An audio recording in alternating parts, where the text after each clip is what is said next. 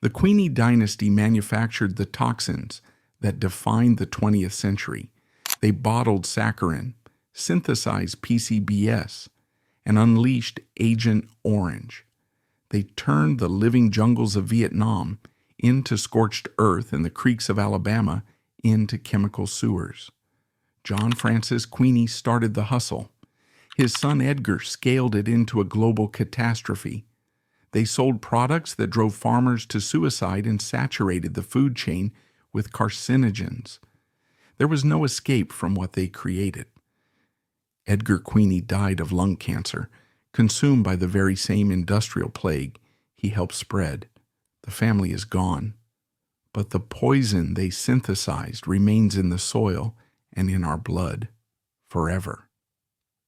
The failed salesman who started it all. Before it was a global monster, Monsanto was just the last-ditch effort of an embittered failure named John Francis Queeny. Queeny wasn't a scientist. He was a street-hardened salesman with a sixth-grade education and a chip on his shoulder. He had spent 30 years losing in the drug trade, and by 1901, he was tired of being poor.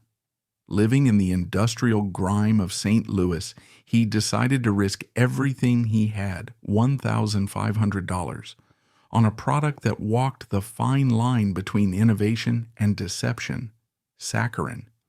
Saccharin was the original fake food. Derived from coal tar, it was hundreds of times sweeter than sugar, but offered zero nutritional value. To the government regulators of the era, specifically the crusading chemists of the USDA, it was a poison, a deceptive chemical trick being played on the American consumer. But to John Francis Queeny, it was gold.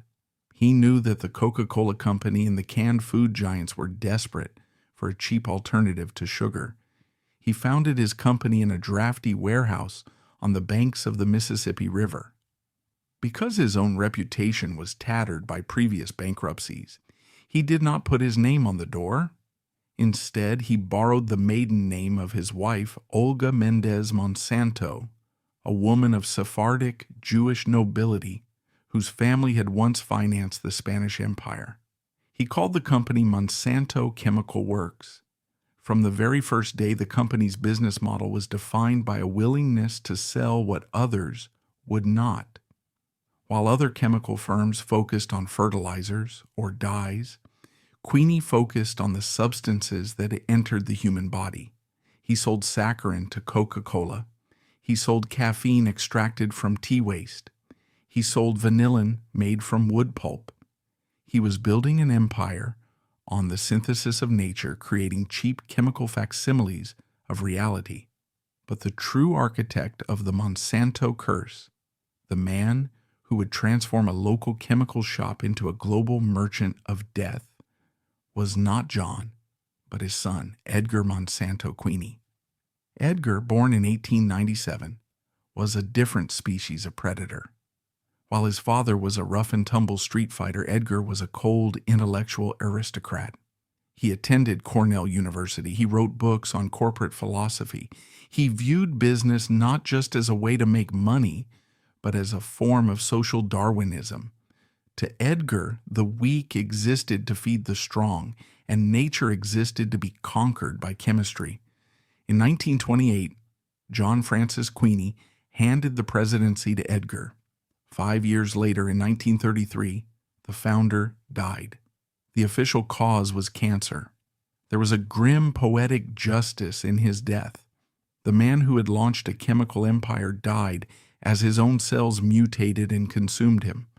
It was the first death in the family, a biological foreshadowing of the millions of cancer deaths that would eventually be linked to the products his company manufactured. With his father dead, Edgar Queeny was unleashed. He was not interested in sugar substitutes. He wanted to own the building blocks of modern industry. He wanted chemicals that were indestructible, ubiquitous, and massively profitable. In 1935, Edgar made the acquisition that would seal the company's fate and doom, a small town in Alabama, to a slow, agonizing death. He purchased the Swan Chemical Company located in Anniston, Alabama. Swan held the patent on a new class of miracle chemicals called polychlorinated biphenyls, or PCBs. PCBs were an industrialist's dream. They were oily, heat-resistant fluids that could be used to insulate electrical transformers, lubricate machinery, and waterproof plastics. They did not burn, they did not break down, they were forever chemicals. But they were also a biological nightmare.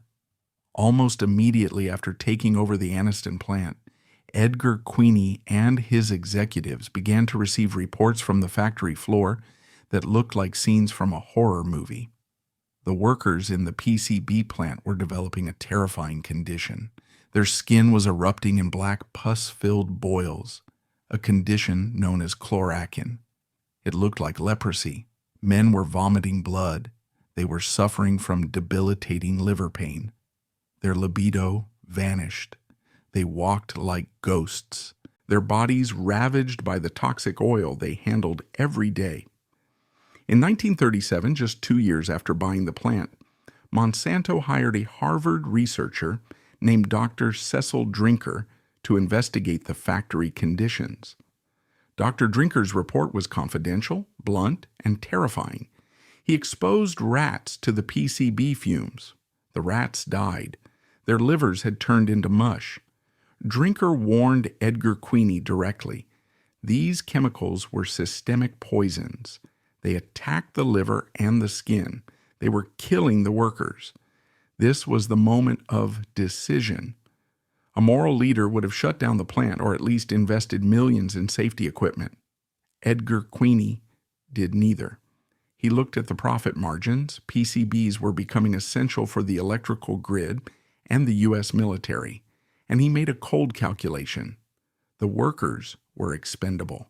The profit was essential. Internal memos from this period reveal a chilling corporate sociopathy.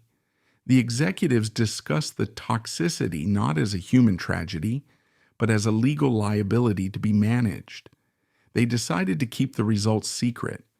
They told the workers that the black boils were just a hygiene issue, a result of being dirty. They did not warn the town of Anniston. Instead, they ramped up production.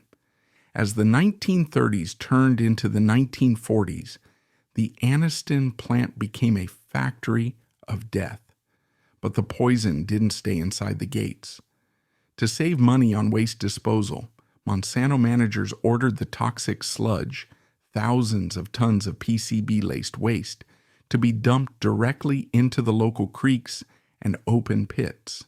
Snow Creek, which ran through the poor African-American neighborhoods of Anniston, turned different colors, red, purple, white, depending on what the factory was dumping that day. The fish died by the thousands, floating belly up. The local children played in the creek, swimming in the rainbow water. They brought the poison home on their skin and in their clothes. Edgar Queeny knew this was happening. He visited the plant. He saw the smoke. He saw the chlorachin on the faces of his employees. But he viewed Anniston not as a community, but as a colony, a place to extract value and leave behind waste. He was busy transforming Monsanto into a defense contractor. World War II had begun, and the U.S. government needed chemicals. They needed explosives, synthetic rubber, and plastics. Monsanto became a key partner in the arsenal of democracy. Edgar Queeny spent the war years in St. Louis expanding his empire, protected by government contracts and the veil of wartime secrecy. By 1945, Monsanto was no longer just a chemical company. It was a titan. It had helped build the atomic bomb, operating the Dayton Project. It was producing DDT, the pesticide that would silence the birds, and it was pumping millions of pounds of PCBs into the American ecosystem. The sweetener era was over. The smoke era had begun. But the violence of the chemical industry was mostly slow, a quiet accumulation of toxins in the blood and bone. It took years to kill. However, in 1947, the violence became sudden, explosive, and apocalyptic. The company that had been slowly poisoning Alabama was about to be involved in the single deadliest industrial accident in American history. The Queeny Curse was moving from the creek beds of the South to the ports of Texas, and it was bringing fire with it. On the morning of April 16, 1947, the Queeny Curse manifested in the port of Texas City, Texas, not as a slow poisoning, but as a sudden apocalyptic detonation. The Monsanto Chemical Company operated a massive styrene plant on the waterfront, a sprawling complex of pipes and distillation towers that was the crown jewel of Edgar Queeny's wartime expansion.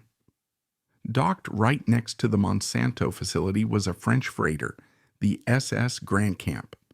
The ship was being loaded with ammonium nitrate fertilizer, a volatile compound that was essentially high-grade explosive packed in paper sacks. At 9:12 a.m., a small fire in the Grand Camp's hold ignited the cargo. The resulting explosion was not merely a maritime accident, it was the equivalent of a small tactical nuclear weapon. The blast disintegrated the ship, sending a mushroom cloud 2,000 feet into the Texas sky. It knocked 2 small airplanes out of the air. The shock wave was felt 100 miles away. But the primary victim of this kinetic fury was the Monsanto plant. The factory was located less than 300 feet from the ship. The blast wave hit the chemical complex with the force of a tidal wave of steel and fire. It flattened the buildings instantly, but the horror was compounded by the chemistry. The plant was filled with tanks of styrene, a highly flammable liquid used to make plastics. The explosion ruptured these tanks, turning the wreckage into a blazing inferno. The scene inside the plant was a vision of hell. Of the 451 Monsanto employees on duty that morning, 145 were killed instantly. Many were vaporized, leaving behind nothing but shadows on the concrete. Others were crushed by falling steel or incinerated by the burning styrene. The rain of fire, molten shrapnel from the ship, fell for minutes, igniting the clothes of the survivors who were crawling through the rubble.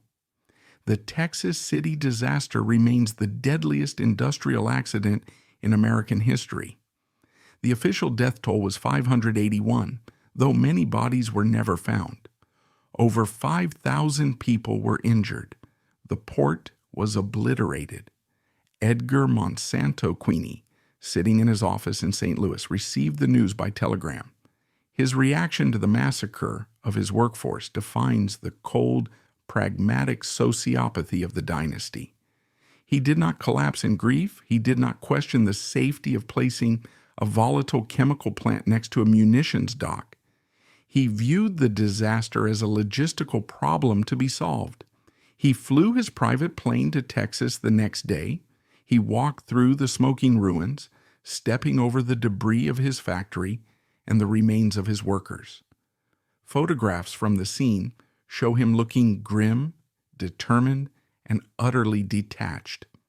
He famously declared that the plant would be rebuilt. He did not see a graveyard.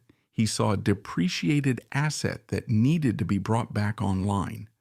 Under Queeny's orders, the reconstruction began before the fires were even fully extinguished. He pushed the survivors and the new hires to work at a breakneck pace.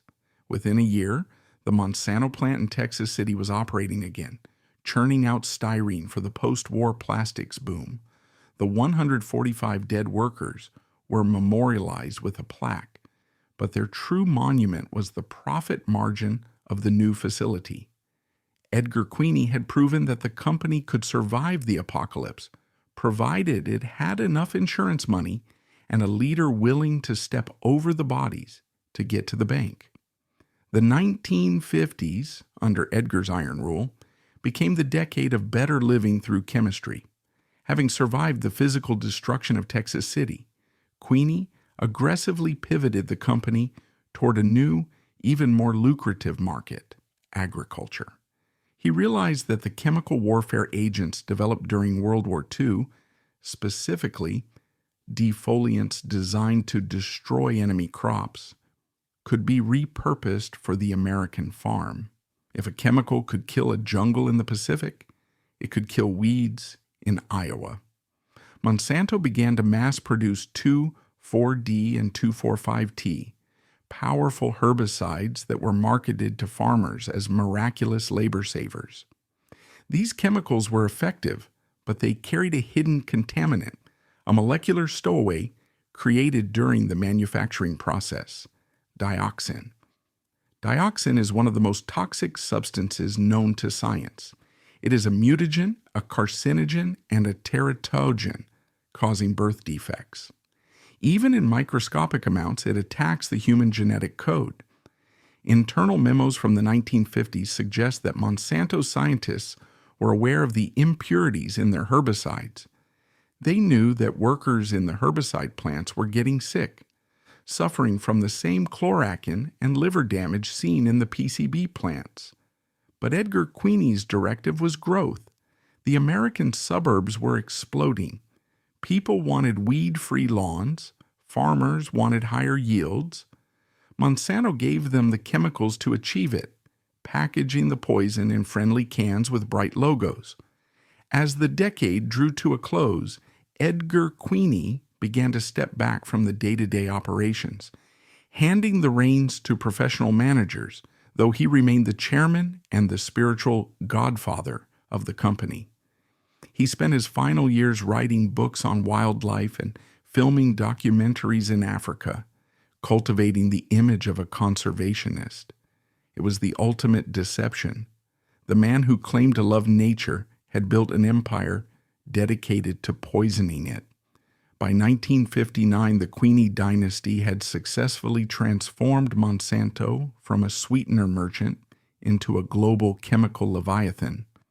They had survived the Great Depression, profited from World War II, and rebuilt from the ashes of Texas City. But they had planted the seeds of their own moral destruction. The PCB waste was still leaking into the water in Anniston. The dioxin was accumulating in the soil of American farms. And in the laboratories of the company, scientists were already mixing the batch for their next great project, a military contract for the U.S. Air Force that would turn the jungles of Vietnam into a toxic wasteland. The sweetener was gone. The smoke of Texas City had cleared. But while the company looked for new markets abroad, a silent, invisible poison was already seeping into the soil of the American South. The town that was poisoned for profit. By 1960, the small industrial town of Anniston, Alabama, had acquired a nickname that would eventually sound like a cruel joke: the Model City.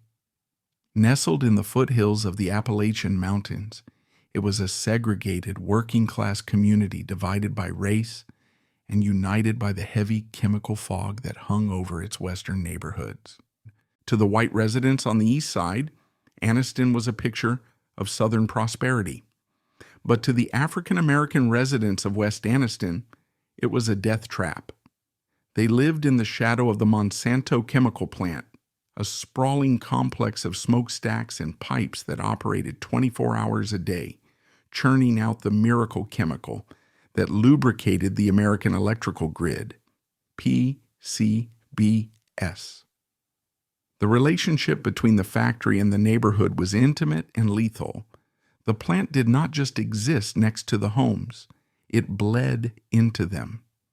The primary artery of this poisoning was a small meandering stream called Snow Creek. It flowed directly out of the Monsanto facility, winding through the backyards of the black community, past the porches where families sat in the evening, and directly alongside the playgrounds where children played. In the early 1960s, Snow Creek ceased to be a body of water and became an open sewer for industrial waste. Monsanto managers, driven by the relentless production quotas demanded by St. Louis, ordered the dumping of thousands of pounds of PCB-laden sludge directly into the water. They treated the creek not as a protected ecosystem, but as a free disposal chute. The result was a scene of apocalyptic pollution that defied belief. Residents recall that the creek would change color daily depending on what batch the factory was running. On Mondays, it might be a deep, bruised purple. On Tuesdays, a milky, toxic white. On Fridays, a blood red. The water didn't just flow, it steamed. In the winter, the chemical reaction was so intense that the creek never froze, emitting a warm, sickly sweet vapor that coated the windows of the nearby houses in a greasy film. For the children of West Anniston, Snow Creek was their swimming pool. They jumped into the rainbow water, fascinated by the iridescent oil slicks that shimmered on the surface. They caught the fish, bream and bass, that were bloated and covered in sores, and they brought them home for dinner. They molded the clay from the banks into toys, unaware that the mud was saturated with one of the most potent carcinogens known to science. The biological consequences were immediate and horrifying. Children would emerge from the water with their skin peeling off in sheets.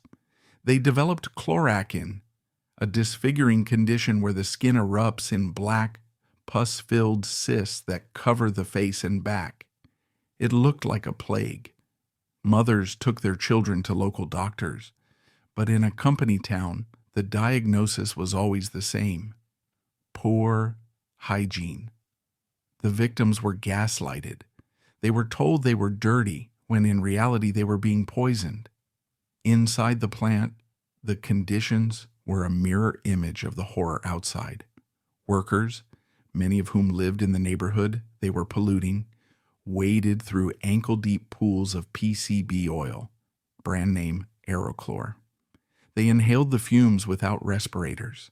They ate their lunches with chemical-coated hands. They began to drop dead of mysterious ailments, liver failure, heart attacks at age 40, and aggressive cancers that consumed them in weeks. Monsanto knew exactly what was happening. The company's internal files from this period, 1960 to 1965, reveal a terrifying awareness of the toxicity. They knew that PCBs bioaccumulated in the fat cells of living creatures. They knew it caused liver damage in rats. But PCBs were the liquid gold of the electrical industry. They were fire-resistant coolants used in every transformer and capacitor in America. To stop production would be to shut down the power grid and cut off the company's most reliable revenue stream. So, they kept dumping. The cynicism reached a peak in 1965. The waste pits on the factory grounds were full. The creek was choked with sludge. To solve the storage problem, Monsanto managers authorized the purchase of a nearby landfill to dump the excess waste. But they didn't line the pits. They didn't seal the drums. They simply poured millions of pounds of PCB residue into the earth, knowing full well that the groundwater would carry it directly into the wells of the local farmers and residents.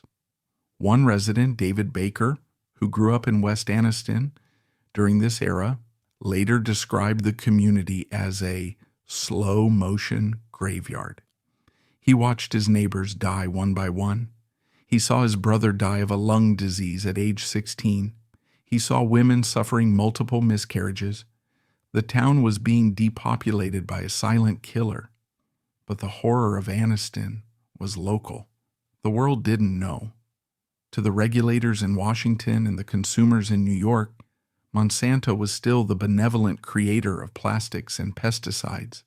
The screams of West Anniston were muffled by segregation and poverty. It was the perfect crime, a massacre conducted in a sacrifice zone where the victims were too poor and too marginalized to be heard. However, nature has a way of revealing what men try to hide. The poison could not be contained in West Anniston forever. By the mid-1960s, the PCBs were migrating. They traveled down Snow Creek into Chocolaco Creek, and from there into the Coosa River. The fish were dying miles downstream. The birds that ate the fish were dropping from the sky. The environment itself was beginning to testify against the company. As 1965 turned into 1966, the secret was about to be breached. A series of biological anomalies, fish kills so massive they clogged the intake pipes of power plants, would force Monsanto scientists to conduct their own internal investigation. What they found in their own labs would terrify them, not because of the moral implication, but because of the financial liability. They were about to discover that their product killed fish in 10 seconds, a finding that would trigger one of the most aggressive cover-ups in corporate history. By 1966, the biological evidence of the disaster in Anniston had become too large to ignore, even for a company practiced in the art of blindness. The fish kills in Chocolaco Creek were no longer sporadic. They were systematic. Local fishermen reported pulling up base with their skin eaten away, their eyes bulging, and their internal organs liquefied. The stench of death hung over the water. To determine the precise lethality of their own effluent, Monsanto scientists decided to conduct a secret field experiment that would yield one of the most chilling data points in the history of environmental science. In November 1966, a team of company researchers arrived at the banks of Snow Creek. They brought with them a cage filled with 25 healthy bluegill sunfish. The plan was simple. Lower the cage into the water downstream from the plant's discharge pipe and time how long it took for the fish to show signs of distress. They expected the fish to sicken over the course of a day, perhaps a week. They lowered the cage.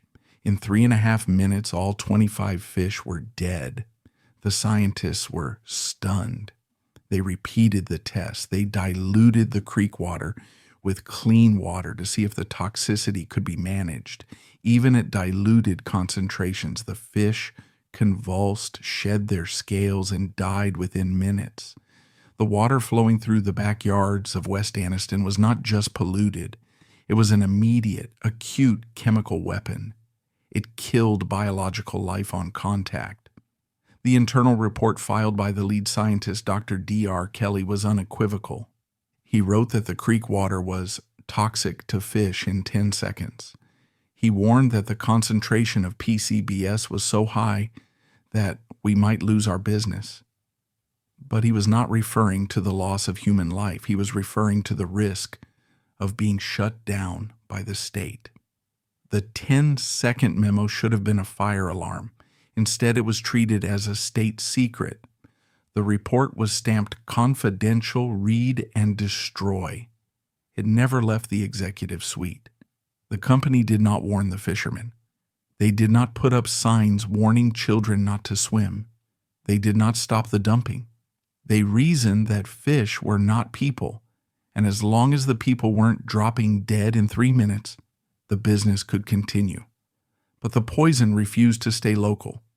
In 1967, a massive ecological mystery began to unfold hundreds of miles away in the Mississippi River.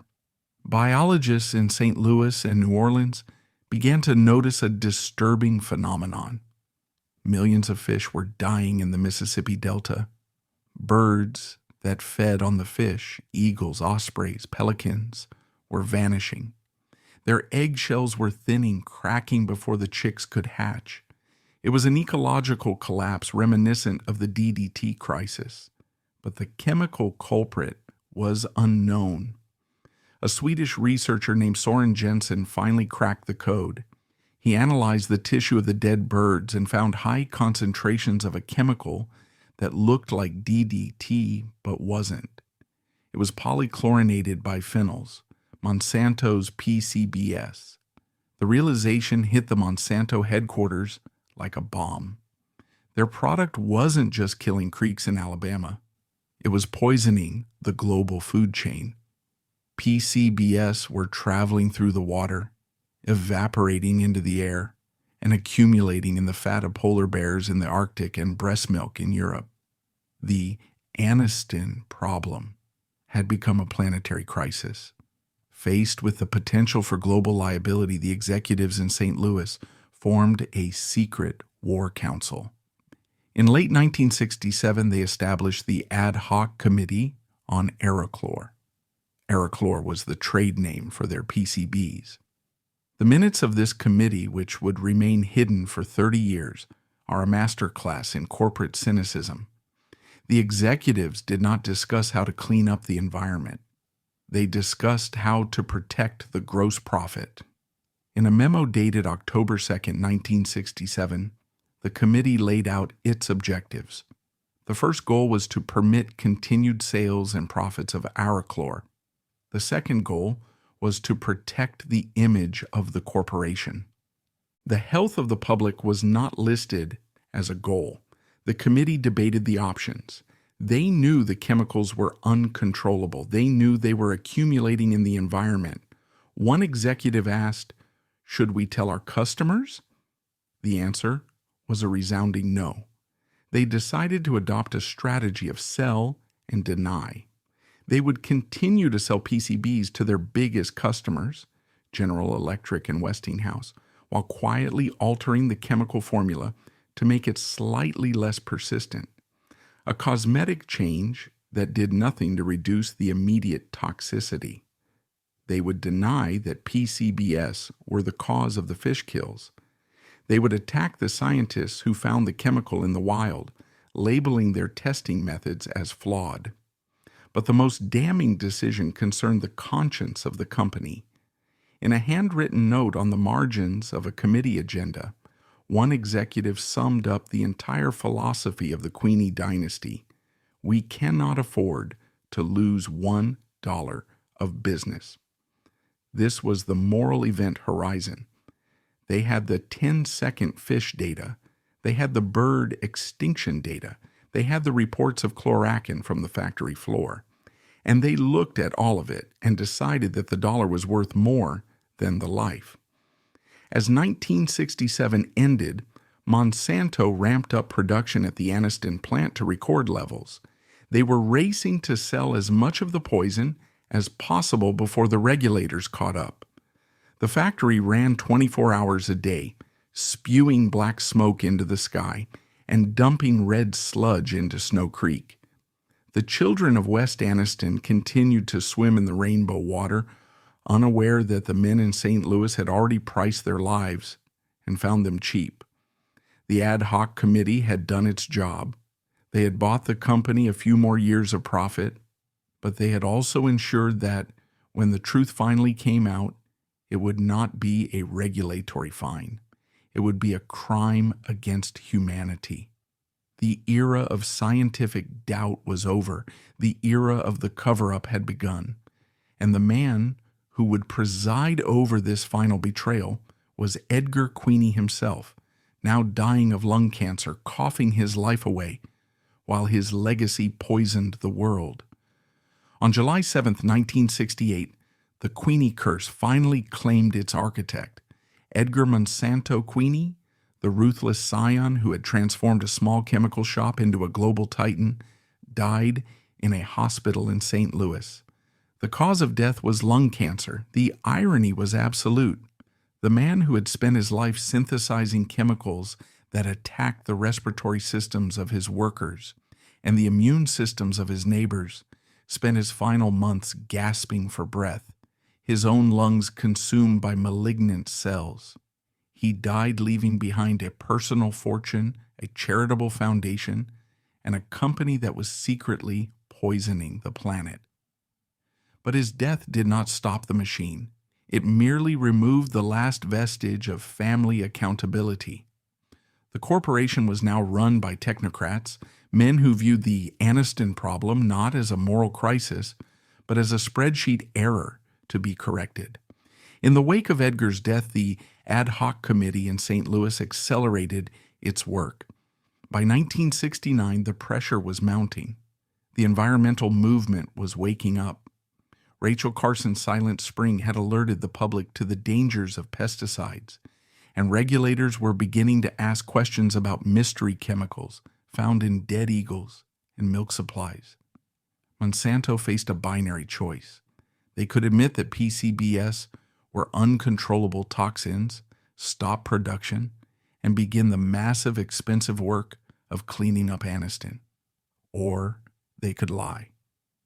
In early 1969, the committee circulated a confidential document that stands as one of the most damning pieces of evidence in the history of corporate jurisprudence. It was a strategy memo titled Pollution Letter. In cold bureaucratic language, the memo outlined the company's priorities. It listed 3 options. Option 1, go out of the PCB business entirely, rejected as unacceptable due to lost profit. Option 2, sell only to closed systems where leaks were unlikely, considered too restrictive. Option 3, sell the hell out of them as long as we can. The committee chose option 3. They explicitly listed their goals for the year 1969. Goal number 1 was permit continued sales and profits. Goal number 2 was protect the image of the corporation. Nowhere on the list was protect human health or save the residents of Anniston. They had quantified the value of a human life against the value of a barrel of Aerochlor, and they had decided the barrel was worth more. To execute this strategy of maximum profit before the ban, Monsanto engaged in a campaign of deception that targeted its own customers. They knew that giants like General Electric and Westinghouse used millions of pounds of PCBs in their transformers. If these companies panicked, the market would collapse. So, Monsanto lied to them. They sent letters to GE assuring them that the reports of PCB toxicity were exaggerated. They claimed that their new reformulated PCBs were biodegradable, a scientific impossibility. They urged their customers to ignore the hysteria of the environmentalists. Simultaneously, they hardened their hearts against the people of Anniston. By 1969, the situation in West Anniston was critical. The hogs raised by local farmers were dying in their pens, their livers black and necrotic. The chickens were laying eggs with soft shells. The residents were suffering from dizzy spells and rashes. Monsanto's response was to blame the victims. When a local farmer complained that his creek was turning red and his cows were sick, Monsanto sent a lawyer, not a veterinarian. They told the farmer he was grazing his cattle wrong. They bought the silence of a few vocal landowners with small cash settlements, often just a few $100s, in exchange for signing waivers that absolved the company of all future liability. They bought the land next to the creek, fenced it off, and posted no trespassing signs, effectively seizing the crime scene to prevent anyone from taking samples. But the most chilling document from 1969 was a handwritten note from a meeting of the Safety Committee. Discussing the toxicity data on fish and rats, a Monsanto executive scribbled a phrase that would later be projected onto courtroom walls as proof of malice. We can't afford to lose $1 of business. This was the ethos of the post-Queeny era. It was a scorched earth capitalism. They knew the regulations were coming. They knew the EPA, which would be formed in 1970, was coming. So they decided to pump as much poison into the system as possible, as fast as possible, to bank the profits before the window closed. As the year 1969 drew to a close, the factory in Anniston was running at breakneck speed. The smoke poured from the stacks. The sludge poured into the creek. And in St. Louis, the executives celebrated a year of record earnings. They had successfully navigated the death of their founder and the discovery of their toxicity without losing a cent of shareholder value. They believed they had contained the secret, but they had made a mistake. They assumed that the poison would disappear. They didn't understand that PCBs are immortal. Every ounce they dumped in 1969 is still there today, embedded in the mud of Snow Creek, waiting. And while they were burying the evidence in Alabama, they were already preparing for their next great venture, a government contract that would take their chemical expertise out of the electrical grid and drop it directly onto the heads of human beings in a jungle 9,000 miles away. The year 1970 marked a pivotal turning point in American history. It was the year of the first Earth Day, the year President Nixon created the Environmental Protection Agency, EPA, and the year the public finally began to understand that industrial progress had a biological cost. But in St. Louis, inside the headquarters of Monsanto, 1970 was the year the cover-up went from a passive strategy of silence to an active strategy of fraud. With the creation of the EPA, the federal government finally had the power to ask questions. Monsanto knew the questions were coming. They knew the new regulators would eventually look at PCBs. To preempt this, the company engaged in a preemptive strike against the truth. They submitted a series of studies to the government that were masterpieces of scientific deception. Internal documents later revealed that Monsanto manipulated its own data. When their lab tests showed that PCBs caused liver tumors in rats, they allegedly reclassified the tumors as regenerative nodules, a benign-sounding term for a precancerous lesion. They cherry-picked the clean samples. They presented the government with a sanitized version of reality, arguing that while PCBs were persistent, they were not acutely toxic to humans. It was a lie designed to buy time, to keep the factories running for just a few more years while they developed a substitute. But while they could fool the bureaucrats in Washington with spreadsheets, they could not fool the biology of Anniston, Alabama. By 1970, the poison had saturated the food chain so thoroughly that the local ecosystem was beginning to collapse. The primary victims of this phase were the local farmers. Men who had grazed cattle along Chocolaco Creek for generations watched in horror as their herds began to waste away.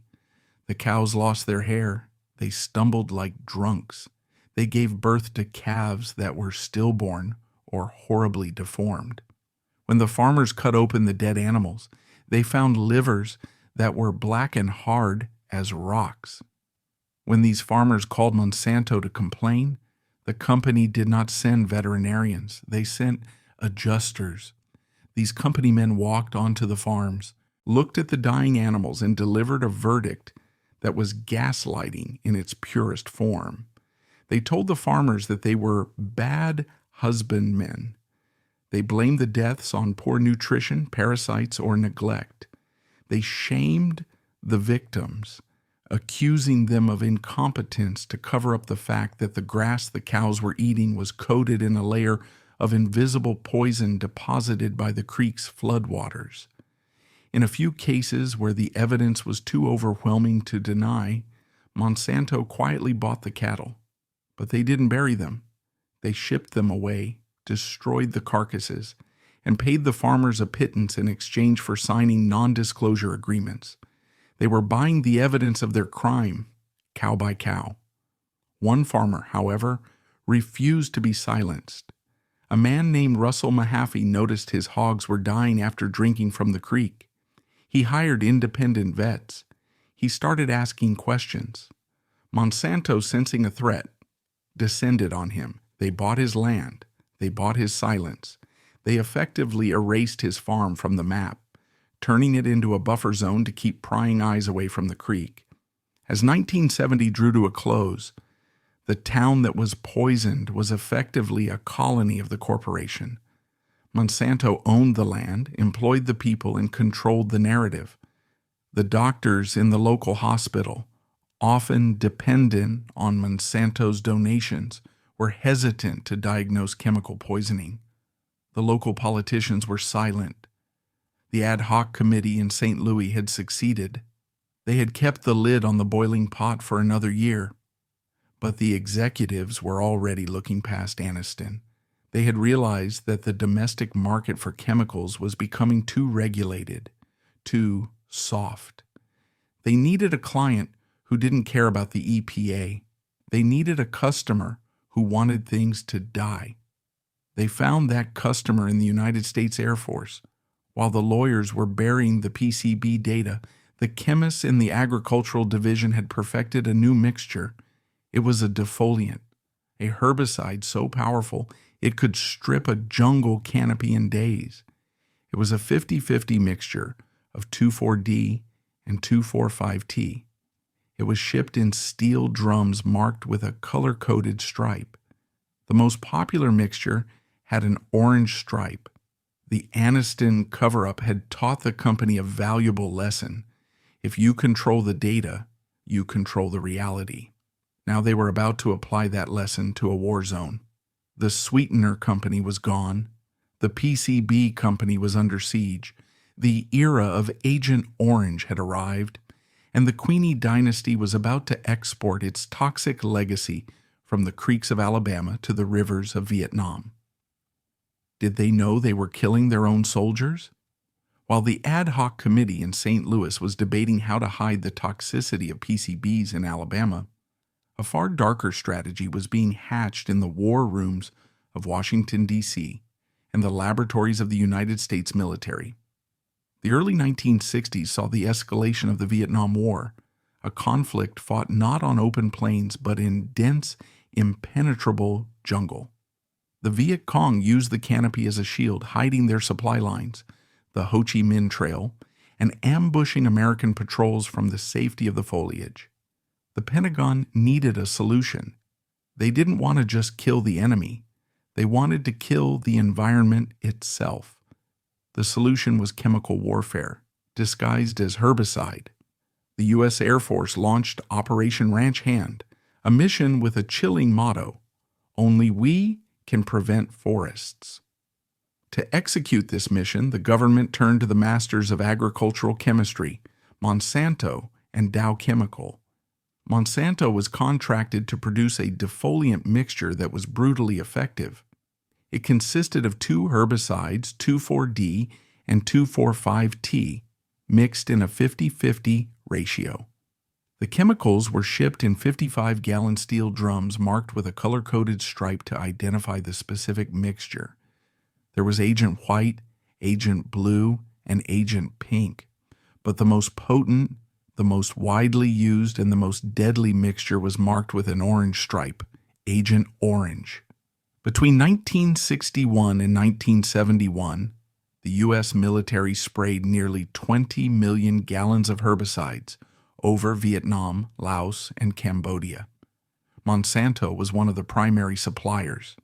Their formulation of Agent Orange was particularly potent because it contained higher levels of a specific contaminant than the versions made by other companies.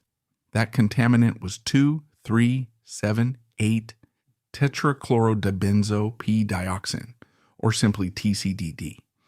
TCDD is the most toxic form of dioxin. It is a persistent organic pollutant that does not break down. It enters the soil, the water, and the food chain.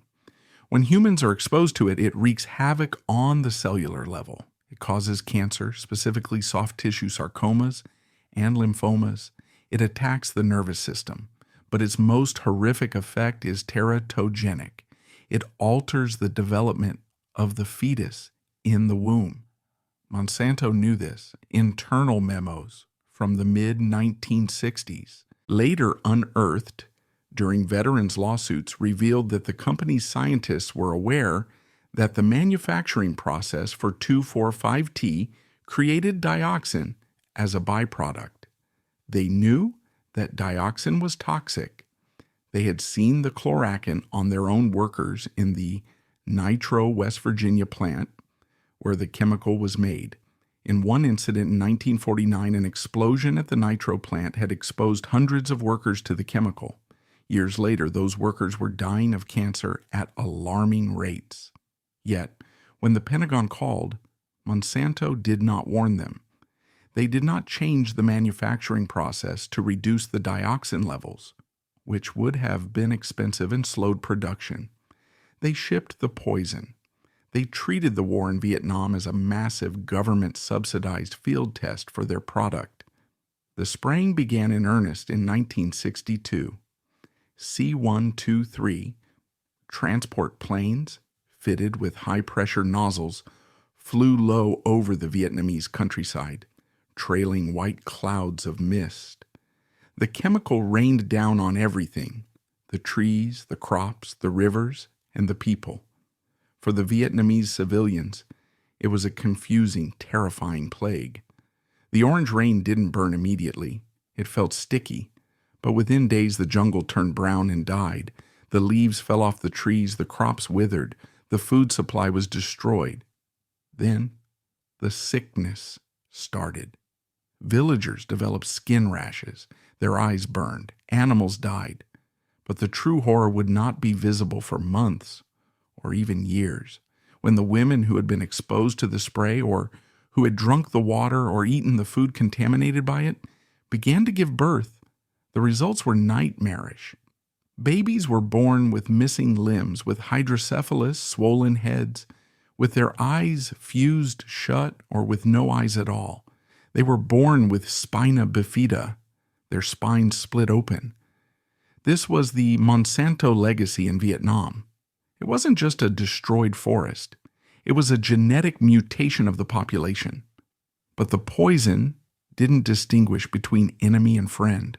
The American soldiers on the ground, the young draftees patrolling the jungle, were also soaked in the spray. They drank from the streams. They slept in the defoliated clearings. They were told by their commanders that the chemical was safe, that it was just a weed killer, like they used on their lawns back home. They believed the lie. They watched the planes fly over and cheered, thinking it would deny the enemy cover. They didn't know that the mist falling on their skin was a slow-acting death sentence. As the war dragged on into the late 1960s, Edgar Monsanto Queeny, the architect of the company's chemical dominance, was watching from St. Louis. He was dying. The man who had authorized the production of PCBs and the expansion into herbicides was coughing his life away, his own lungs consumed by cancer. He died in 1968, just as the spraying of Agent Orange reached its peak volume. His death removed the last link to the founding family. The company was now fully in the hands of professional managers who viewed the Vietnam contract simply as a revenue stream. They ramped up production. They fought off attempts by the government to regulate the dioxin levels. By 1969, reports of birth defects in Vietnam began to leak into the Western press. Scientists began to raise the alarm. The ecocide in Vietnam was becoming a global scandal, but Monsanto held the line. They denied that their product was harmful. They hid behind the government's orders, claiming they were just a contractor fulfilling a military specification. It was a defense they would use for decades. We were just following orders. But the internal documents told a different story. They weren't just following orders, they were hiding the toxicity data that might have stopped the orders from being given. They were silent partners in a chemical assault on a civilian population. As the Vietnam War ground into the 1970s, the devastation on the ground became impossible to hide. The jungles, once lush and green, had been turned into brown skeletal wastelands. The mangrove forests of the Mekong Delta were dead, their roots rotting in the poisoned mud. But the most terrifying transformation was happening in the bodies of the people. In Vietnamese villages heavily sprayed by Operation Ranch Hand, doctors began to see a spike in horrors. Women were giving birth to monsters, babies with no brains, anencephaly, fused limbs, and severe cleft palates. The rate of spontaneous abortion skyrocketed. Cancers that were once rare, like soft tissue sarcoma, became commonplace. The American soldiers, too, were beginning to sicken. Young men in their 20s were developing rashes that wouldn't heal, chloracin. They were suffering from numbness in their hands and feet. They were coming home with a mysterious illness that the Veterans Administration VA dismissed as stress or jungle rot. But the science was catching up. In 1969, a study commissioned by the National Cancer Institute revealed that 2,4,5-T, 1/2 of Agent Orange, caused birth defects in mice. The study was initially suppressed by the White House, but it leaked. The revelation caused a panic. In April 1970, the U.S. government restricted the use of Agent Orange. The spraying missions were curtailed and eventually stopped in 1971.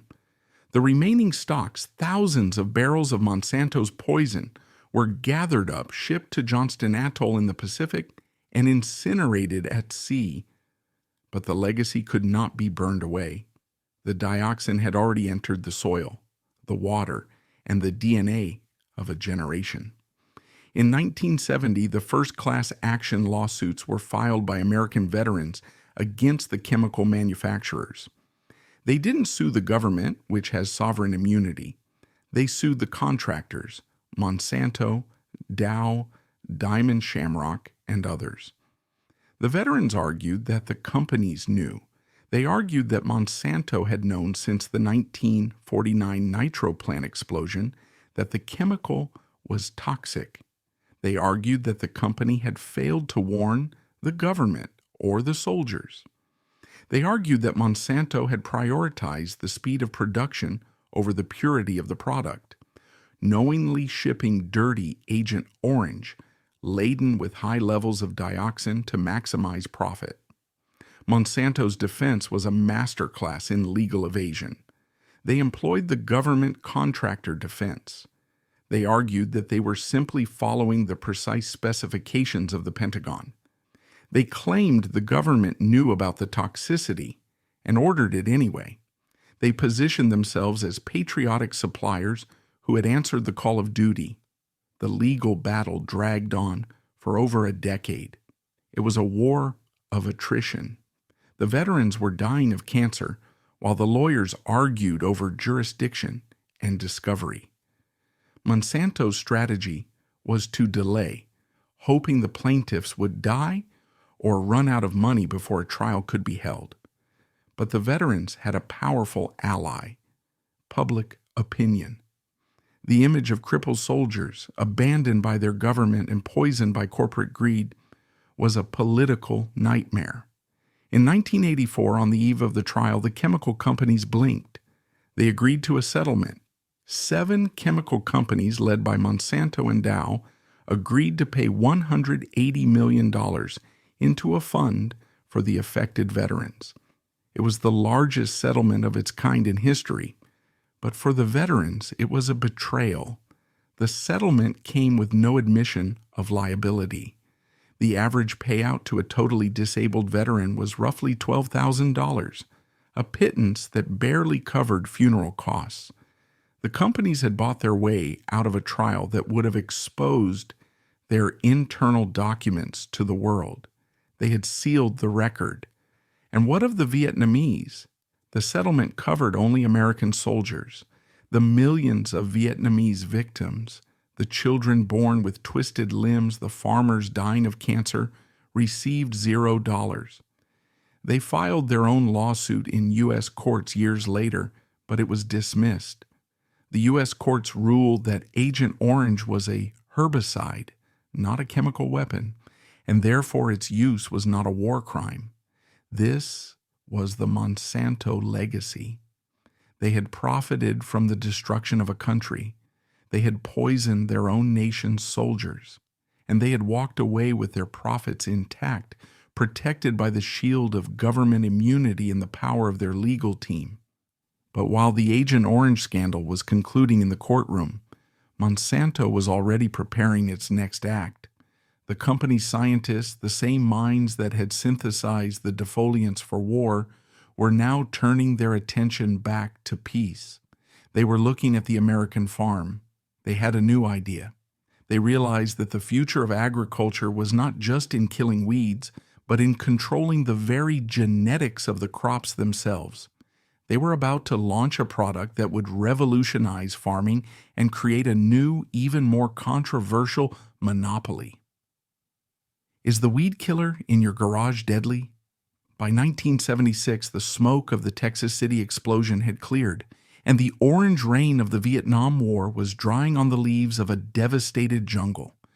But inside the corporate fortress of Monsanto in St. Louis, a new, quieter revolution was being planned.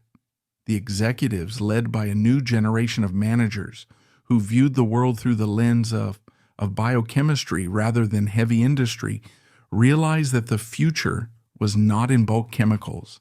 The era of selling PCBs and Agent Orange was ending, the legal liabilities were mounting, and the public was waking up.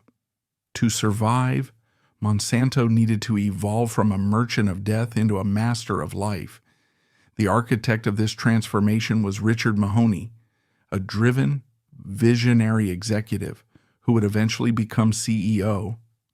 Mahoney saw that the company's greatest asset was not its factories, but its patents. He looked at the emerging field of biotechnology, the manipulation of DNA, and saw the ultimate monopoly. If Monsanto could patent the very seeds that farmers planted, it would control the food supply of the planet. This was the birth of the genetic war. The weapon for this war had already been discovered in 1974 by Monsanto chemist John Franz. It was glyphosate, marketed as Roundup. It was a herbicide of unprecedented lethality. It killed every green thing it touched: weeds, grass, crops. For a farmer, this was both a miracle and a curse. It could clear a field in days, but it couldn't be used during the growing season because it would kill the corn and soy along with the weeds.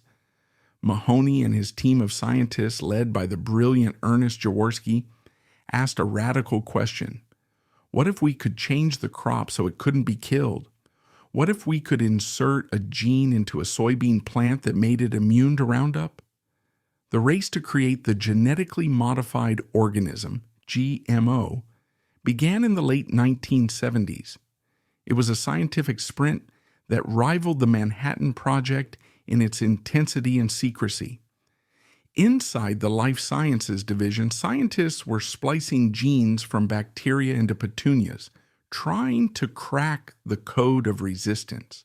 They were playing God with the genome, but the real battle was not in the lab. It was in Washington, D.C. Mahoney knew that GMOs would terrify the public. The idea of frankenfoods was already circulating in science fiction. To make his vision a reality, he needed the United States government to clear the path. He needed a regulatory environment that treated these radically new organisms as if they were perfectly normal. Throughout the 1980s, Monsanto launched a massive, sophisticated lobbying campaign directed at the Reagan and Bush White Houses. They didn't just ask for approval, they rewrote the rules. Their lobbyists, many of whom were former government officials revolving through the door, successfully argued for a regulatory doctrine known as substantial equivalence. This doctrine was the legal magic trick of the century. It stated that if a GMO corn looked like corn and tasted like corn, it was corn. It did not require special testing. It did not require long-term human health studies. And most critically, it did not require labeling. In 1992, Vice President Dan Quayle announced the policy at a press conference, surrounded by Monsanto executives. The government had effectively decided that the consumer had no right to know what was in their food. The path was clear. By 1995, the science was ready. Monsanto had successfully engineered a soybean that could survive a bath of Roundup. They had also engineered corn that produced its own pesticide, Bt corn. They were ready to launch. But this launch was not just about selling seeds, it was about enslaving the farmer. Historically, farming was a cycle of independence. A farmer bought seeds once, grew his crop, and then saved the seeds from the harvest to plant the next year. It was a self-sustaining rhythm that had existed for 10,000 years. Monsanto destroyed it. To buy the new Roundup ready seeds, farmers were forced to sign a technology stewardship agreement. It was a contract written by lawyers, not agrarians. In the fine print, it contained a clause that was revolutionary in its cruelty. Farmers were strictly forbidden from saving seeds. If they wanted to grow Monsanto soy, they had to buy new seeds every single year. They had to pay a technology fee for the privilege, and they had to agree to let Monsanto inspect their fields at any time.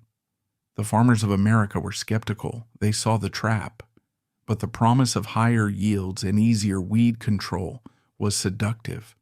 And once a neighbor started using Roundup Ready seeds, the pressure to conform was immense. The genetic war had begun, and the first casualty was the independence of the American farmer. As 1995 drew to a close, the trucks rolled out of the St. Louis distribution centers, carrying bags of seeds that would change the face of the earth. The Queeny Dynasty, long gone from the boardroom, had left behind a company that was no longer content with poisoning the water. It was now rewriting the code of life itself. The era of the seed police was about to begin. As the spring planting season of 1996 arrived, the American heartland underwent a transformation that was invisible to the naked eye, but revolutionary in its implications. Millions of acres of soybeans were planted with Monsanto's new Roundup Ready seeds. To the farmers, the initial promise was undeniably seductive. For generations, they had battled weeds with tilling machines and complex cocktails of herbicides that had to be applied with surgical precision. Now Monsanto offered a nuclear option. They could simply spray their entire fields with Roundup. The weeds would wither and die, but the genetically modified soy, engineered to resist the poison, would stand tall and green.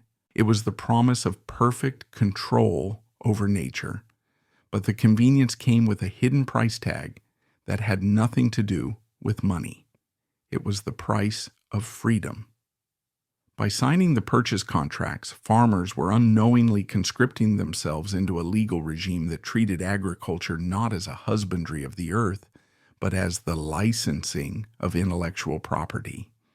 They had agreed, in fine print they rarely read, that they no longer owned the seeds they grew.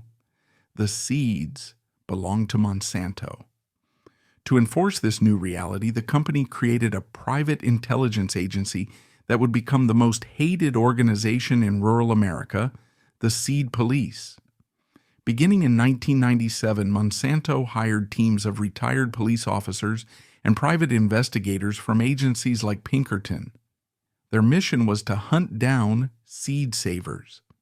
In the eyes of the company, a farmer who saved seeds from his harvest to plant the next year, a practice that had sustained humanity since the dawn of agriculture, was a thief stealing proprietary technology. The tactics used by the seed police were aggressive, intrusive, and terrifying. Investigators would stake out farms from the roadside, using high-powered cameras to photograph planting equipment. They would trespass into fields in the dead of night to snip leaf samples for DNA testing. They dug through the trash of farm offices looking for receipts. But the most effective weapon was social engineering. Monsanto set up a toll-free hotline, 1-800-ROUNDUP, and encouraged farmers to inform on their neighbors. In tight-knit rural communities, where trust was the currency of survival, this introduced a toxic paranoia. If a farmer saw his neighbor saving money on seeds, he might make the call out of jealousy or spite. The company turned the American Midwest into a surveillance state. When a violation was suspected, the company did not send a warning. They sent a legal death squad. Small family farmers, men who worked 16-hour days to keep their multi-generational homesteads afloat, would suddenly receive letters demanding hundreds of thousands of dollars in royalties and legal fees. If they couldn't pay, Monsanto sued them. The company filed hundreds of lawsuits in federal courts, bankrupting farmers with legal costs before a trial could even begin. The strategy was shock and awe. They wanted to make examples of a few to terrify the many. The most famous and chilling example of this legal warfare occurred in 1998, not in the U.S., but just across the border in Saskatchewan, Canada. The victim was a 67-year-old canola farmer named Percy Schmeiser. Schmeiser was an old-school farmer. He saved his own seeds. He had never bought Monsanto's Roundup Ready canola. He didn't want it. But in 1997, he found Roundup Ready plants growing in his fields. The seeds had not been planted by him. They had blown onto his land from a neighbor's truck or been carried by the wind. It was biological pollution, an invasive species trespassing on his property. Schmeiser thought he was the victim, but in August 1998, Monsanto sued him. The company argued that it didn't matter how the seeds got there. They argued that because Schmeiser's crop contained their patented gene, he was using their technology without a license. They demanded he hand over his entire harvest and pay tens of thousands in fines. It was a legal argument of breathtaking arrogance. Monsanto was claiming that if their pollution contaminated your land, they owned your land. Schmeiser refused to settle. He mortgaged his farm to pay his lawyers. He fought Monsanto all the way to the Supreme Court of Canada. The battle destroyed his finances and consumed his retirement. In the end, the court ruled in a split decision that was technically a victory for Monsanto's patent rights, affirming that the gene was their property, but a moral victory for Schmeiser. He didn't have to pay the fines because he hadn't profited from the invention. But the message to farmers across North America was clear. Resistance is futile. If the wind blows the wrong way, you lose your farm. By the year 2000, the conquest of the American soy and corn markets was nearly complete. Over 70% of the soybeans in the U.S. were Roundup Ready. The seed police had effectively crushed the practice of seed saving in the commercial sector. Monsanto had achieved a biological monopoly. They controlled the seed, they controlled the chemical that the seed required, and they controlled the legal system that enforced the bond between the two. But while the farmers in Iowa were being sued into submission, a far darker tragedy was beginning to unfold on the other side of the world. The genetic war was about to move to India, where the stakes were not just bankruptcy, but life itself. The introduction of BT cotton was about to trigger a wave of death that would make the American lawsuits look like a minor dispute. The era of the suicide seeds was dawning. While the farmers of the American Midwest were battling Monsanto's lawyers in federal court, a far more visceral and deadly tragedy was unfolding in the cotton fields of India. The year 2001 marked Monsanto's aggressive entry into the Indian agricultural market, a move that was framed by the company's PR department as a humanitarian mission to modernize the developing world. They introduced a genetically modified crop called BT cotton. BT cotton was engineered to produce its own pesticide, a toxin derived from the bacteria Bacillus thuringiensis, which would kill the bollworm, a pest that had plagued Indian cotton farmers for generations. The sales pitch was simple. Buy our magic seeds, and you will need less pesticide, your yields will triple, and you will escape poverty. For millions of small-scale Indian farmers, this promise was irresistible. They were desperate. They lived on the edge of subsistence, farming small plots of land dependent on the monsoon rains. Monsanto's marketing machine, utilizing Bollywood actors and village roadshows, sold them a dream of prosperity. But the dream came with a trap door. The BT cotton seeds were 4 times more expensive than the traditional local varieties. To afford them, the farmers had to take out loans. In rural India, where the banking system was weak, this meant borrowing from private money lenders, sharks, who charged usurious interest rates. The farmers bought the seeds, planted them, and waited for the miracle. In the first year, for some, the yields did increase, but the biological reality of the new crop soon revealed itself. Bt cotton was a thirsty plant. It required consistent, heavy irrigation to thrive. The local Indian varieties were adapted to the erratic monsoon cycle. The Monsanto seeds were not. In 2002 and 2003, the rains failed in several key cotton-growing regions, like Maharashtra and Andhra Pradesh. The crops withered in the fields. The bollworm, which was supposed to be eradicated, began to develop resistance, forcing farmers to buy even more expensive pesticides to save the failing harvest. The farmers were left with dead fields and insurmountable debt. The moneylenders came to collect. They shamed the farmers in front of their villages, seized their land, and threatened their families. Faced with total ruin and public humiliation, a wave of despair swept through the Indian countryside. Beginning in the early 2000s and accelerating through 2006 and 2007, a phenomenon known as the suicide epidemic took hold. The method of death was gruesome and symbolic. Farmers would walk out into their ruined fields, open a bottle of chemical pesticide, often sold by the same companies that sold the seeds, and drink it. They died in agony, convulsing on the soil that they had lost. The numbers were staggering. According to the Indian government's own National Crime Records Bureau, nearly 200,000 farmers committed suicide between 1997 and 2010.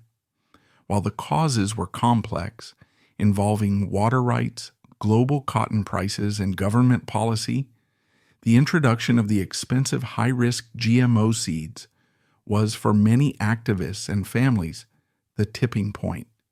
Monsanto's response was to deny any connection.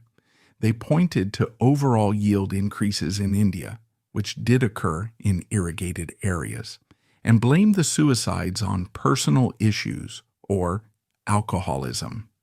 They refused to acknowledge that their business model, selling high-tech, high-cost inputs to low-tech, low-income farmers, was inherently predatory. The suicide seeds narrative became a global rallying cry. Activist Vandana Shiva labeled it a genocide. Prince Charles of the UK publicly condemned the corporate industrialization of nature. But in St. Louis, the executives checked the sales figures. India was now one of the largest markets for beet cotton in the world. The genetic war had been won, even if the soldiers were dead. Back in the United States, as the decade wore on, a new biological enemy was rising from the soil to challenge Monsanto's dominance. Nature was fighting back. By 2009, farmers in Georgia and Tennessee began to notice something terrifying in their fields.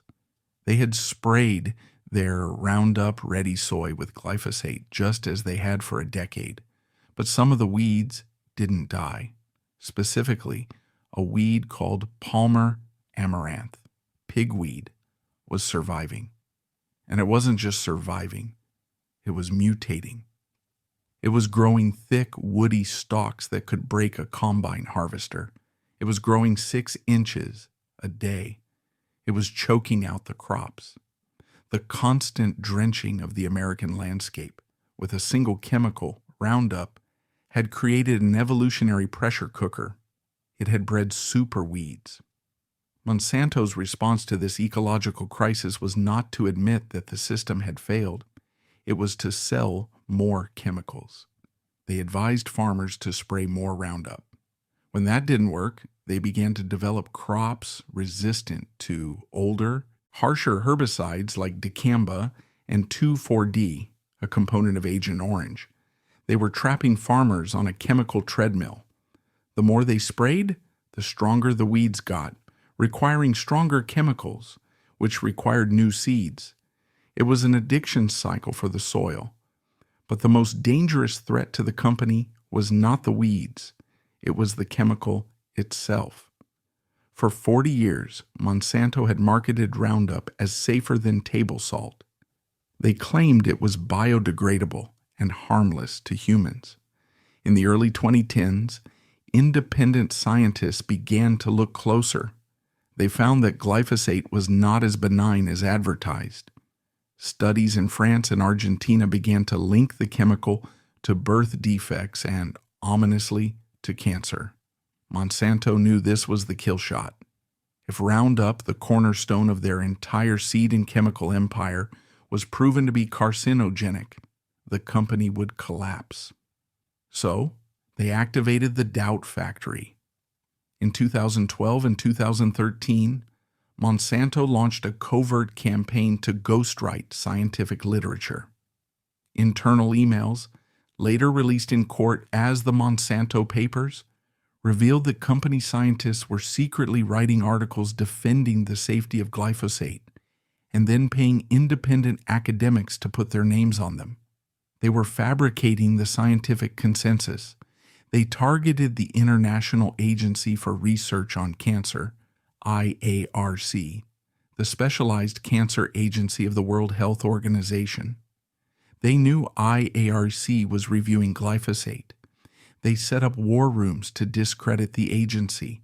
They planned to attack the scientists personally, but the ghostwriters couldn't stop the verdict. In March 2015, IARC dropped the bomb. They classified glyphosate as a Group 2, a probable human carcinogen. The headline flashed around the world: Roundup causes cancer. It was the beginning of the end. The invincible shield of safety was shattered. The farmers who had sprayed the chemical for decades, the landscapers who had bathed in the mist, the parents who sprayed it on their driveways, they all looked at the bottle in their garage with a new cold fear. And in a law office in California, a dying man named Dwayne Johnson picked up the phone.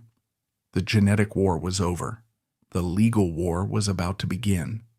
The March 2015 classification by the WHO's cancer agency, IARC, that glyphosate was a probable human carcinogen was the spark that finally ignited the legal tinderbox Monsanto had spent 40 years suppressing.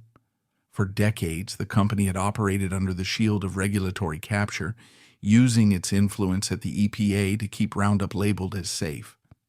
But the IARC ruling was international, independent, and scientifically rigorous. It gave victims the one thing they had lacked: a credible expert opinion linking their cancer to the chemical.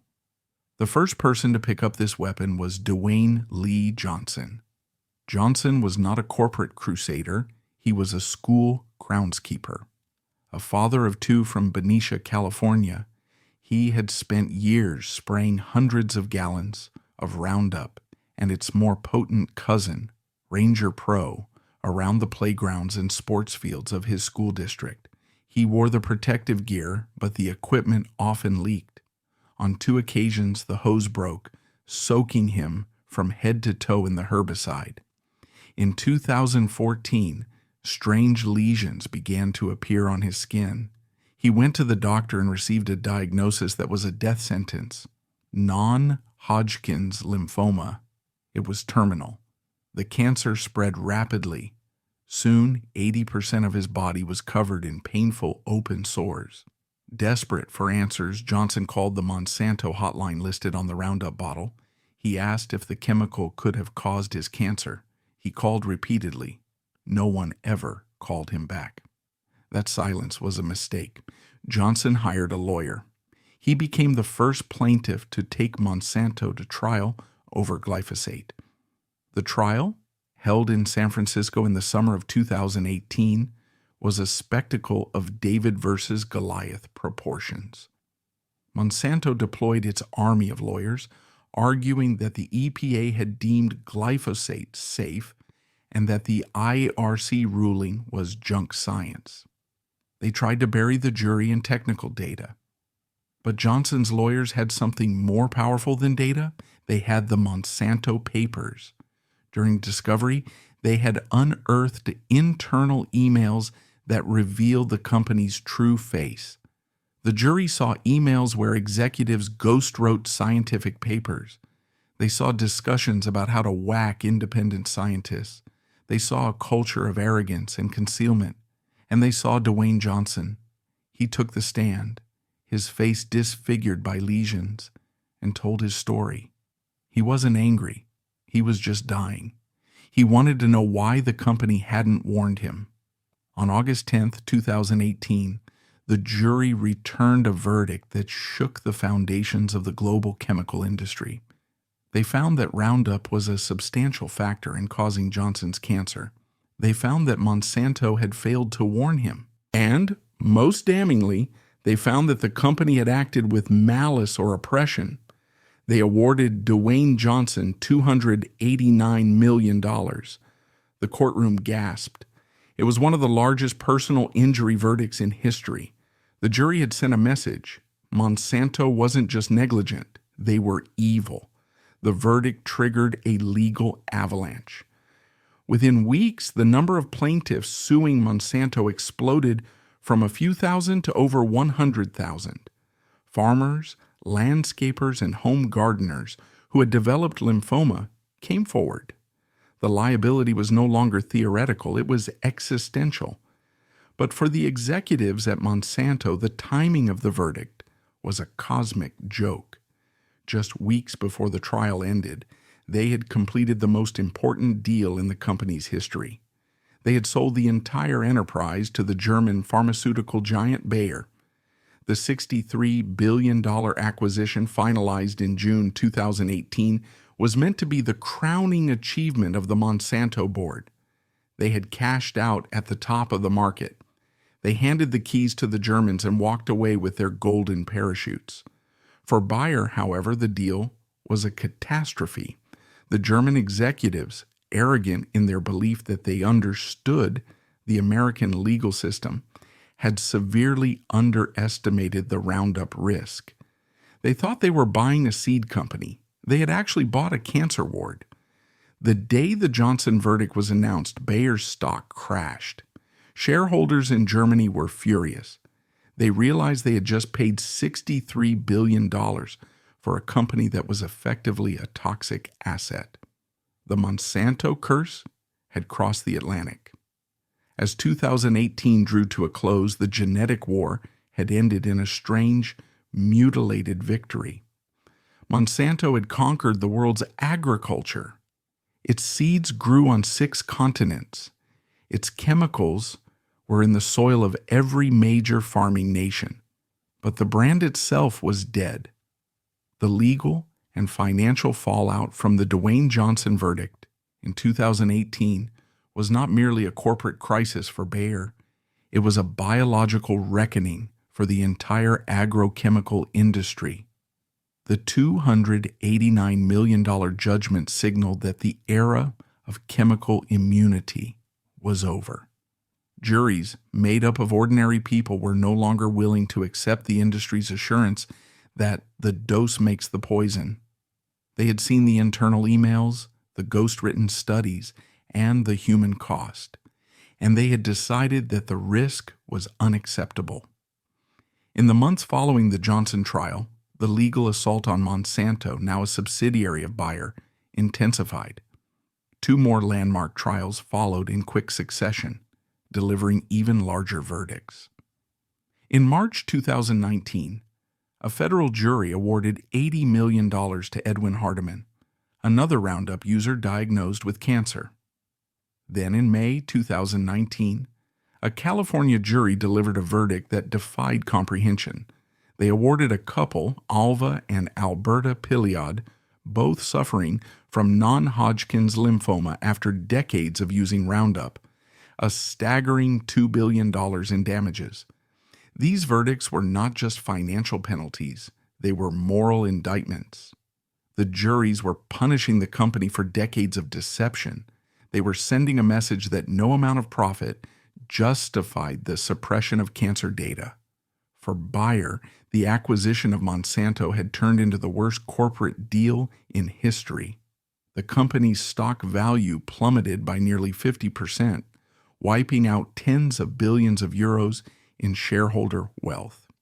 The German executives, who had arrogantly believed they could manage the American litigation risk, found themselves trapped in a legal quagmire with no exit. They faced over 100,000 lawsuits, a hostile public, and a brand that was now legally synonymous with cancer. But the most profound consequence of the genetic war was not the destruction of a stock price. It was the destruction of trust. The Monsanto legacy had permanently poisoned the public's relationship with their food. The term GMO had become a slur, a symbol of corporate overreach and biological tampering. The company's aggressive enforcement of seed patents, its intimidation of farmers, and its disregard for environmental safety had created a global backlash against industrial agriculture. The farmers, too, were left with a bitter harvest. They were trapped on the chemical treadmill, dependent on expensive seeds and increasingly toxic herbicides to fight the superweeds that Monsanto's technology had created. The promise of easier farming had turned into a cycle of debt and dependency. The suicide seeds in India were a stark reminder that the company's business model was not designed to feed the world, but to extract value from it. As 2018 came to a close, the name Monsanto was officially retired. The company was dissolved into Bayer. The headquarters in St. Louis remained, but the sign on the door was changed. The Queeny Dynasty, which had started with a sweetener in 1901, had ended with a carcinogen. The family itself had long since retreated from the business, their fortunes secured in diversified trusts and philanthropic foundations. They were insulated from the lawsuits and the shame.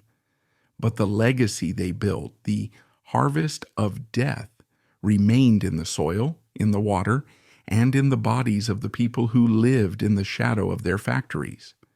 The story of Monsanto is a tragedy of American innovation gone wrong. It is the story of a company that conquered nature but lost its soul.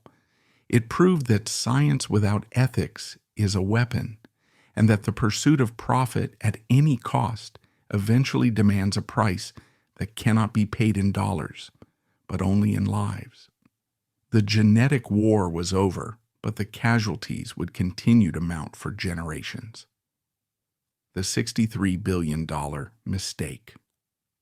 In the summer of 2019, the shareholders of Bayer AG gathered in Bonn, Germany, for an annual meeting that would go down in history as a corporate riot. The venerable pharmaceutical giant, the inventor of aspirin, had just completed the acquisition of Monsanto, and the result was a financial bloodbath. The Monsanto Curse, which had previously been confined to the rivers of Alabama and the jungles of Vietnam, had now infected the Frankfurt Stock Exchange, since the ink had dried on the $63 billion deal. Bayer's stock price had collapsed by nearly 50%, wiping out tens of billions of euros in market value. The shareholders were furious. In a historic vote of no confidence, they formally rebuked the CEO, Werner Baumann, the architect of the merger. It was the first time in modern German corporate history that a DAX-listed company's management had been so publicly humiliated. The cause of this ruin was not a failed harvest or a bad quarter. It was the legal toxicity of the Monsanto brand. The Roundup litigation, which Bayer had arrogantly believed it could manage, had exploded into a firestorm. By late 2019, the number of plaintiffs suing the company had surged past 40,000. Every day, new cases were filed by farmers, landscapers, and home gardeners who claimed the weed killer had given them non-Hodgkin's lymphoma. The American jury verdicts, $80 million here, $2 billion there, were terrifying the German investors. Bayer had not bought a seed company. They had bought a liability machine. In a desperate attempt to stop the bleeding, Bayer initiated a brand erasure. They announced that the name Monsanto would be retired. The name that had been synonymous with American industrial might for 117 years was simply deleted from the corporate registry. The signs were taken down from the St. Louis headquarters. The business cards were shredded. The Monsanto company officially ceased to exist, absorbed into the Bayer Crop Science Division. But you cannot erase a legacy with a press release. The ghost of Monsanto continued to haunt its new owner. In June 2020, Bayer announced a massive $10.9 billion settlement to resolve the vast majority of the Roundup lawsuits.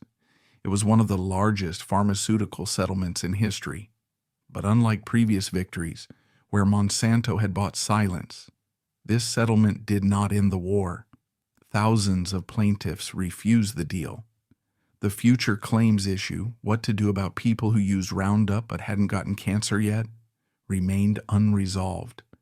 The legal nightmare was a hydra. Cut off one head and two more appeared. While Bayer struggled to contain the Roundup disaster, a new, even more insidious scandal erupted from the company's deep past, proving that the Queeny Curse was truly immortal. In 2020 and 2021, schools across the United States began to discover a toxic secret in their walls. For decades, Monsanto had been the sole manufacturer of PCBs in the U.S. These chemicals were used in the ballasts of fluorescent lights installed in thousands of schools between the 1950s and 1970s. Now, those old ballasts were leaking.